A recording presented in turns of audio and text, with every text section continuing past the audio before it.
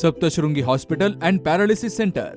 तज्ज्ञ डॉक्टर प्रभाकर खर्डे यांच्या मार्गदर्शनाखाली पॅरालिसिस, मणक्यांचे आजार, गुडघेदुखी, कंबरदुखी, मानदुखी, मायग्रेन, ॲलर्जी आणि सर्दीवर खात्रीशीर उपचार, तेही एकाच छताखाली आणि योग्य दरात. इथं उपलब्ध आहे acupuncture, physiotherapy, panchakarma, massage, steam bath, tub bath, digital X ray आणि अत्याधुनिक पॅथॉलॉजी लॅब. त्यासोबतच निसर्गरम्य वातावरण, आरामदायी रूम्स, कॅन्टीन आणि प्रशिक्षित स्टाफ. आजच संपर्क साधा. ठिकाण मुक्ताई मंदिराजवळ, रायते वाघापूर, तालुका संगमनेर, जिल्हा अहिल्यानगर. संपर्क 9657 230023.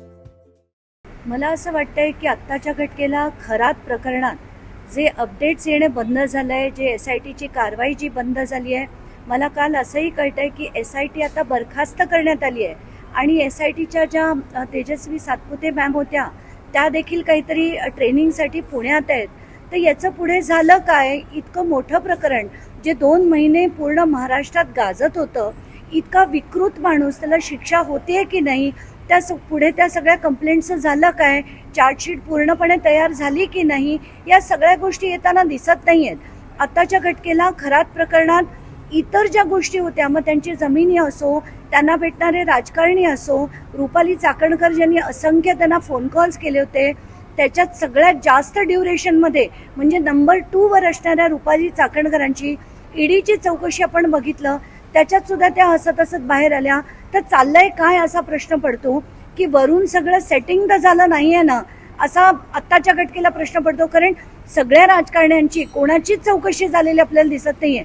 एकनाथ शिंदेची नाही, आशिष शेलार नाही, चंद्रकांत पाटील नाही, त्याच्या जयंत पाटील नाही, जो दीपक केसरकर नाही. बरं, इतर मंडळी जी खरं त्यांना सहकार्य करत होती, जसं ते दीपक लोंढे असो, सचिन चुंबळे असो, याच लोकांची पण पुढे चौकशीतनं निष्पन्न काय झालं हे देखील आपल्याला कळत नाहीये. तर आत्ताच्या घटनेला या चौकशीचं का पुन्हा एकदा फारसच होता आणि याच्यातनं सुद्धा काही होणार नाही हे तरी सांगून टाका एकदाचं.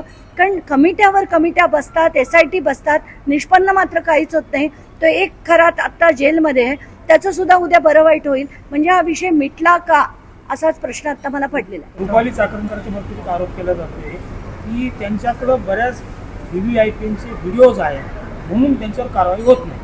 आता मला खरंच त्याच्यात काही बोलायचं नाही, कारण व्हिडिओज त्यांचे आहेत की नाही, कोणाचे व्हिडिओज आहेत, कोणाचे नाही आहेत, मला माहीत नाही. त्यामुळे या गोष्टींवर मी बोलणार नाही. पण रुपाली चाकणकरांना वाचवण्याचा आटोकाट प्रयत्न सुनील तटकरे करतात एवढं मात्र नक्कीच आहे. आपण जर बघितलं, अशोक खरात एक बंधू समोर आल्यानंतर महाराष्ट्रात जणू बंधूंचा पेवच फुटलाय. सगळे बंधू एकामागे एक समोर येत आहे.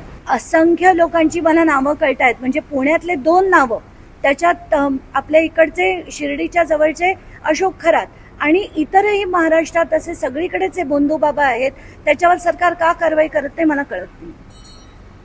आपल्या डोळ्यांची काळजी घेणारं पोखरकर नेत्रालय आता नवीन ठिकाणी सुसज्ज आणि अद्ययावत स्कायलाइट मल्टी स्पेशालिटी हॉस्पिटलमध्ये.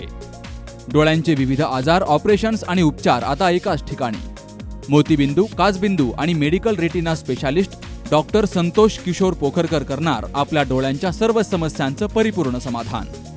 ठिकाण स्कायलाइट मल्टी स्पेशालिटी हॉस्पिटल, देवाचा मळा, बालाजी अपार्टमेंट जवळ, संगमनेर. संपर्क 02425 29 91 90 आणि 8108 17 63 65.